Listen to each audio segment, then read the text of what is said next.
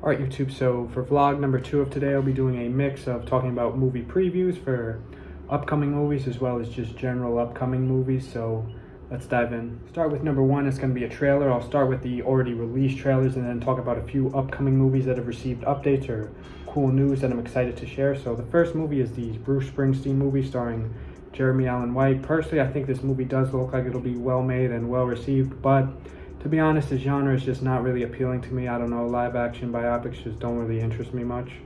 The second movie is called I Know What You Did Last Summer, which is a horror, thriller, mystery style movie, which are all cool genres in my opinion, and I have seen the trailers, which I've liked, but I feel like this movie could either be really good, like really, really good, like, you know, why I say really, really good is because I saw the character posters and they seemed promising, and it kind of reminded me of when the Sinners movie character posters came out, and, you know, that kind of spiked my interest for the movie even before it was such the phenomenon that it is now. But I doubt I Know What You Did Last Summer will be as well received or as popular as Sinners, but I do think it could be a great summer movie, especially since it has the summer genre to it, or it'll just be forgettable. I doubt it'll be terrible, but we'll see. Next up, we have the movie Nobody 2, which I think looks, as the kids say, mid. And the reason I think that is because it just seems like such a cliche with, like, you know, everything in the trailer I've seen before and seen done better and more impressive, and it just does not look very interesting. The concept is not incredibly creative of the trailer. I mean, it doesn't look terrible, but it just looks, as the kids say, mid. Now, this next movie is by A24, and I think it looks crazy. It's called Eddington, and when I say it looks crazy, I mean it looks crazy in a good way. I think this movie is going to be stellar because it's starring in 2020, which, you know, is sure as hell of a year to make a movie about, because that was a crazy year. It was the year I actually had a YouTube channel. I made Lego movies that I want to bring back, but can't find the files. Hopefully I can make something work with that, but the year after is when I made my YouTube channel, but now I'm going on a tangent, so I'll go back to the A24 Eddington, which stars Pedro Pascal and Joaquin Phoenix, who are both phenomenal actors, although Joker 2 was, you know, Joker 2.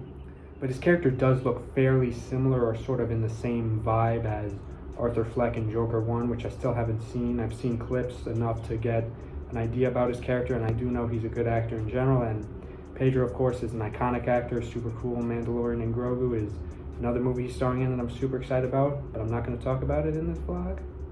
So like I said, this movie looks super cool because it's created in such an extraordinary year of history, which was 5 years ago. Hard to believe it's been 5 years, feels, but, you know, definitely a really cool concept of this movie being the mayor election of a city, because it was also an election year, which was definitely grounds for a really interesting movie. And A24 usually does a good job with movies. They have missed a few and some have been forgettable, boring, but a lot of their movies I like. But I don't know, overall I think even if I did know this was A24, it does look crazy in a good way and fascinating. So that was all the movies for existing trailers. Now I'll be talking about upcoming movies that do not have trailers. So the first one is starting with Spider-Man Brand New Day, which I am super excited for because, you know, I actually forgot how excited for I was this movie, which I know seems like an oxymoron, but let me explain. I've seen a lot of the updates about it, possibly including Punisher and Hulk, which are two cool characters that I think could fit well with Tom's Spider-Man because I really like him. I know a lot of people are kind of meh about him in the first two of his movies, but in the third one he really shined, and Andrew and Toby definitely probably helped with that, but, you know, he was still really good in the movie. I felt like his arc was cool, especially when he was about to kill Green Goblin, but Tobey Maguire pushed him back, and, you know, ultimately he made the right decision to not kill Goblin. As we know, Aunt May is now dead, and everyone who knew Peter Parker was Spider-Man's memory has been wiped, pretty much, I think. But point is, his love interest, MJ, does not know who he is, so it'll probably be interesting, and boy, oh boy, would be something if he makes MJ fall in love with him again and they have a love story again in this movie. That could be interesting. I think Black Cat might be in this movie, but maybe that was a random headline I heard from a while ago. But yeah, I'm really excited to see Spider-Man back on the big screen because I know I'm excited. I made another vlog the other day about Spider-Man 2 and my theories about it. So I think with the unseen extended cut of Spider-Man 2 comes out, I'll be so amazed that before I even know it, Spider-Man 4, Tom Holland's Spider-Man 4, will be out. Spider-Man Brand New Day. Hopefully we see Punisher and Hulk, or I can't remember. I feel like it was another character other than Hulk in this movie. Anyways, I'm excited for Spider-Man because I love Spider-Man.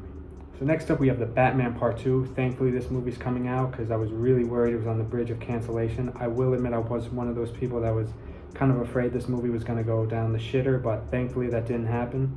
or at least not yet, but I'm sure it won't happen. I'm sure the Batman 2 is coming out in 2027, and I'll be there in the theaters to watch it, and I think it's going to be in a winter vibe because the head title we see is blue, and I think I've heard bits and news about it being set in a winter-like setting, so fingers crossed that we see a Matt Reeves, Robert Pattinson style Mr. Freeze, because I think that character could work super well, because, you know, although his Batman is somewhat like Bale's, I think his is sort of a more comic book-like, or at least has a lot of potential to be.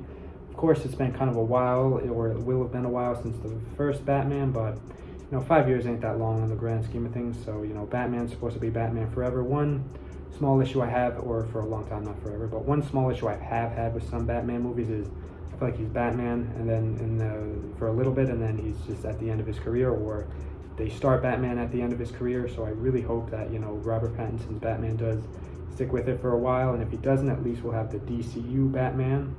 Which brings me back to another point, which is Superman 2 of Superman that's coming out in a few days is a thing, which I'm really happy about. I hope it's like a world's finest kind of movie, which I've been reading a little comments about. Hopefully Batman shows up. I doubt he'll be in the first Superman movie that's coming out soon, but who knows.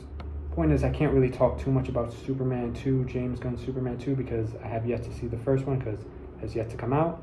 But, you know, I'm glad that we're getting a promised sequel. Speaking of promised sequels, I'll take a break from the DC and talk about Avatar Fire and Ash, which an image popped up recently of two characters, which I think looks cool, but I am really excited to see the red Avatar characters, which I think they'll be like that because it's Fire and Ash, but nonetheless, I really loved the previous Avatar movie from 2022. It was such a comeback, and I'm sure this movie will be great.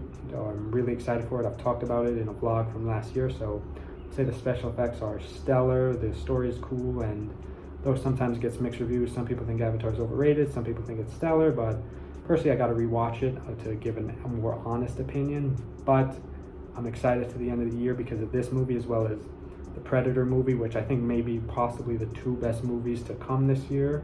At least I think, I'm hoping.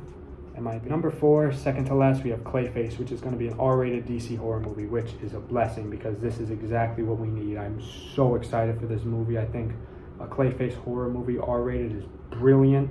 I think it'll be maybe even like the next Joker 1, but hopefully even sets up more for other movies, because Joker ended on a note that did not need a sequel. Even if Joker 2 wasn't as bad as it was, I feel like the concept of a Joker 2 was just unnecessary, even though I know I've said I haven't seen Joker 1, but I do know how it ends, and I do know major plot details, so, you know, I will say that I think Clayface is definitely going to be interesting, because, you know, it's going to be so cool to see that brought to life in such an unknown-ish villain that is underrated and deserves a shot on the big screen. Next up, we have Toy Story 5. I love the first 3 Toy Story movies. I forget everything about Toy Story 4, except I remember it's probably the least popular of the Toy Story movies, which the first 3 were very well received. The third one was pretty dark, but nonetheless such a badass toy animated movie. I love toys, and I know there's going to be an iPad is going to be the villain of Toy Story 5, which I think is super interesting and be a nice modern take. So that's been my opinion on movie trailers and upcoming movies. Thank you guys so much for watching. Stay for more soon. Goodbye.